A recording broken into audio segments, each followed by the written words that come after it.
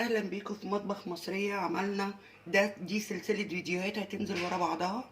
يعني عملنا الجبنة القريش، وعملنا المش. دورت المش التركي عندي اللي في التلاجة كان باقي حبة، وحطيت عليه من اللبن الرايب اللي انا عملته من ال4 كيلو لبن. عملت جبنة قريش، طلعت زي حوالي 300 جرام كريمة.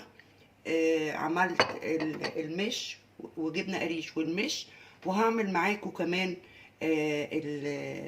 عصير الفراوله باللبن الرايب. اوكي، دي هو فيديو، يعني وقت واحد انا مصوره فيه، بس مجموعه فيديوهات علشان انا لو عملتها فيديو واحد هيبقى طويل جدا، لكن هي فيديوهات ممتازه. هتستفيدي ب4 كيلو لبن، هتعملي حاجات كتير جدا. يعني عايزه اقول لك استفادي زي ما انا استفدت كده. طيب، حطينا اللبن الرايب في الخلاط، احط عليه فراوله غسلاها طبعا.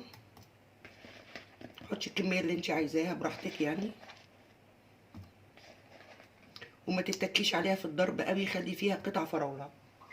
احط سكر،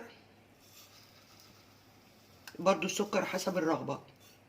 اضربها بقى بالخلاط ونرجع مع بعض كده. ضربناه في الخلاط، حطه بقى نقدمه.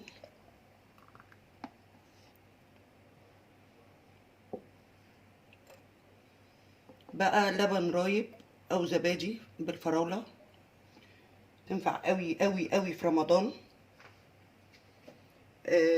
بعد الفطار كده يهضم. تنفع للولاد، ممكن تحطها لهم معاهم في المدرسه. حلوه قوي ومغذيه ومفيده وطبيعيه جدا، مفيهاش اي مواد حافظه. فعملت معاكم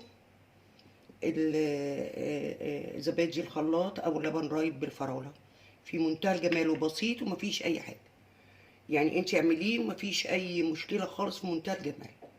وده برضو زي ما قلت لك في اول الفيديو، من سلسله فيديوهات من خيرات بلدنا، والست الشاطره المصريه تعمل كل حاجه. كنت معاكم اماني في الفيديو البسيط الاصيل القصير دوت. عملنا مع بعض زبادي الخلاط او اللبن الرايب في الخلاط بالفراوله. اعملي الوصفه دي حلوه جدا، وممكن من غير سكر خالص. وممكن اللبن رايب اصلا حطيه وكليه كده بعد الاكل، مهضم ويشيل الخمائر اللي في المعده. اصلا اللبن الرايب مفيد جدا. فجربي وصفتي هتعجبك جدا جدا. كنت معاكم اماني من مطبخ مصريه. لو ما عملتيش لايك اعملي لايك. ولو لسه ما اشتركتيش اشتركي. هتنوري قناتي. بحبكم كلكم، وباي باي.